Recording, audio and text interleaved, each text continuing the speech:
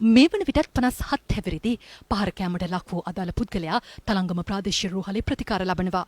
පොලිසිය පැවසුවේ සිද්ධිය සම්බන්ධයෙන් පැමිණිල්ලක්ද ලැබී ඇති බවයි. බණගයක් තිබුණා. බණගේ හරියට වාහන දිගටම නවත්තලා තිබුණා. ඒ අතරින් යනකොට තව පිටිපස්සේ කාර්යයක් කියලා හෝන් ගහලා මට කුණුහරුප කියලා දැන්න. මම කිව්වා මේ වෙන අයින් වෙන තැනක් නැහැ නේද කියලා. ඒකම මට බහැලා ඉවරලා මේ උසහාදෙක් මේ දිගට හරහට ගහගෙන ගියා. පයින් තමයි ගෙව්වේ.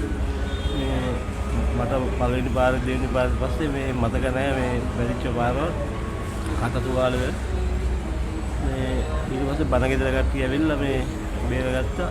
මියා පැනලා දිව්වා ඊට පස්සේ ආරංචි වුණා මේ අර නළුවෙක් ඉන්නේ චිලී කියලා උස අන්න එයා කියලා තමයි මේ ආරංචි වුණේ. තුවාල මේ දිව තුවාලලා තියෙන මම දාලා තියෙන දෙකක් මේ අක්ක මේ වෙලා තියෙනවා.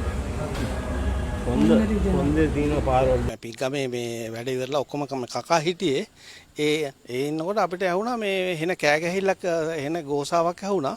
ඒ වෙලාව අපි හිතුවා මේ පවුලේ ප්‍රශ්නයක් කියලා. නමුත් ඊට පස්සේ අපි එතන දුවගෙන යනකොට මේ කෑම් පැත්තකින් තියලා අපි දුවගෙන ගියා. දුවගල කෙනෙක් මේ තොලට ගහලා ඒක කටට ගහලා ඒ ලේ පෙරාගෙන එහෙම හිටියා.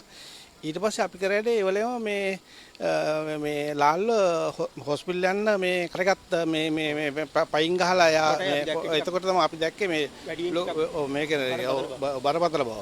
ඊට පස්සේ මහත්තයා දුවගෙන ඇවිල්ලා කිව්වා මට චිලී කියලා කෙනෙක් මට ගැහුවා. මේ කියලා කියනකොට මේ එයා දන්නේ නැහැ චිලී කියන්නේ කවුද කියලා. මේ පස්සේ මේ ගමේ අයියා කෙනෙක් ඇවිල්ලා මට කිව්වා නංගි අයියන් මේ ඉස්පිතාලෙට කියලා. මේ මහත්තයා වැටලා හිටියා බිම.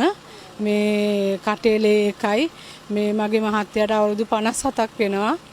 චිලී කියන එක්කෙනාට අවුරුදු මං හිතන්නේ 30ක්වත් වෙන්නේ නැහැ. වයස බලලා මේ වයස 60ටද මේ ගහලා තියෙන්නේ කියලා මම අහන්නේ.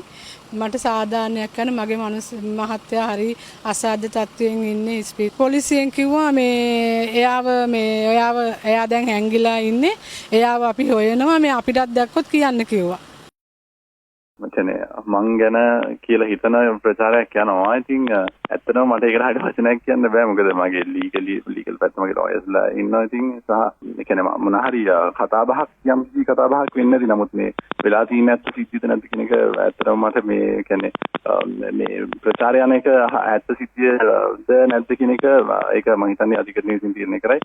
ඒක මං හිතනවා මේ මගේ ලෝයර්ස්ලා එකට අවශ්‍ය පියවර මේනකොට අරන් තියෙන්නේ. ඉතින් ඒක උසාවියේදී මට අධිකරණය සාධාරණේ මට ඉස්සර කරයි කියලා මම විශ්වාස කරනවා අනිවාර්යයෙන්ම. මොකද බොරු චෝදනාවලට මේ අධිකරණයෙන් මම හිතන්නේ මේ එහෙම දෙයක් කරන්න පුළුවන් වෙනවා කියලා. ඉතින් මම ඕන දෙයකට මුලින් ලෑස්ති. ඉතින් මම ඒ හැම දෙයකම පෙනී හිටිනවා.